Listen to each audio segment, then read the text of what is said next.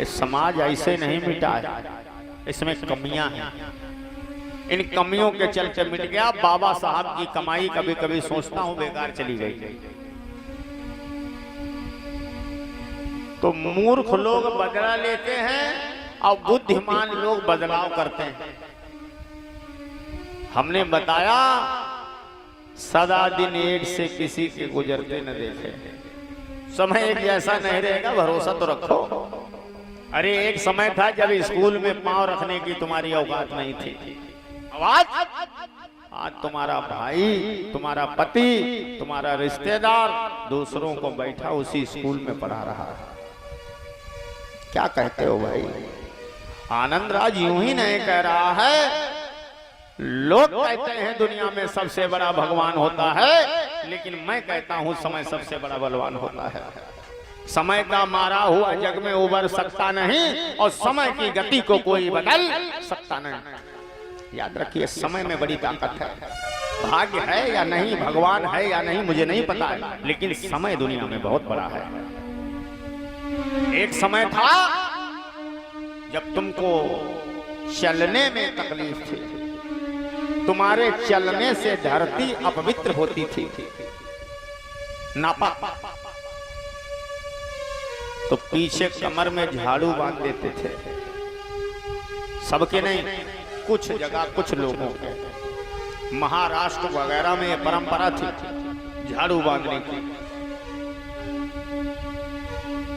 जिससे आगे आगे तुम चलो, पीछे पीछे झाड़ू चलो। तो तुम्हारे जो निशान बनेंगे जमीन पर वो झाड़ू बिगाड़ देगी। कहीं ऊंची जात वाले का पांव उस पर पड़ गया तो उसको नहाना पड़ेगा। ये भी तो समय था। आवाज आज उसी सड़क पर सब चल रहा है। ये समय की बलिहारी है, ये समय की महिमा है, ये समय की ताकत है।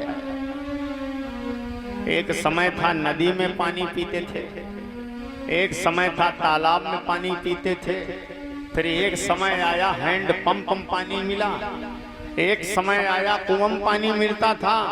कभी कभी मोहल्ले में कुआं होता था, पता चला दूसरे मोहल्ले में पानी भरने महिलाएं जाती थी। हमारी अम्मा लोग अभी जिंदा हैं जिन्होंने सब देखा है।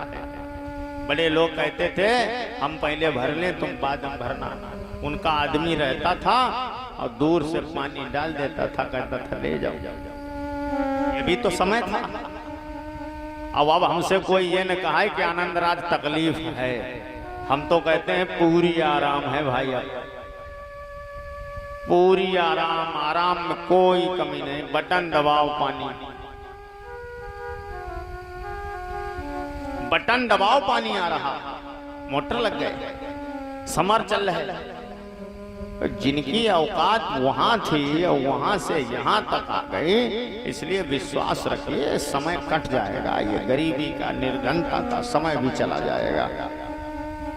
अब 4 लाइनों का गीत बाबा साहब के चरणों में गाऊंगा। कितनी तकलीफें उठाएं, हमेशा याद रखो बाबा साहब को तकलीफें कभी सता नहीं पाएंगी।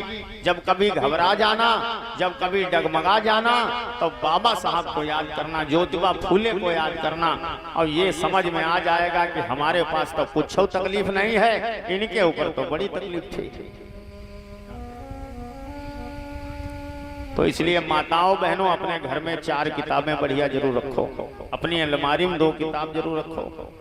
रिश्तेदार आएगा वो भी पढ़ लेगा। किताबें गुरु होती हैं। किताबों का महत्व हमारे लोग नहीं जानते, मुझे पता है। बहुत कम लोग होंगे जिनको किताबों का महत्व पता होगा। पढ़ने की आदत बनाओ। जो लोग पढ़े लिखे हैं उनको पढ़ना चाहिए। हमारे यहाँ लोग जब तक पढ़ते हैं तब तक पढ़ते हैं। इंटर BA कर लिया, उसके बाद किताबों से रिश्तेदारी खत्म। पढ़ना जिंदगी में कभी बंद ही नहीं होना चाहिए। पढ़ने की कोई उम्र होती नहीं। हमारी तमाम बहनें हैं बिना पढ़ी लिखी, इनको पढ़ना चाहिए। अपने बच्चों के पास बैठे पढ़ना चाहिए। पढ़ने की कोई उम्र नहीं है, सीखने की कोई अवस्था नहीं है। जब आपका मन करे तब आप शुरू कर दीजिए। मेरे बाबा जी थे, अभी 3 महीना 4 महीना हुआ है, खत्म हो गए हैं।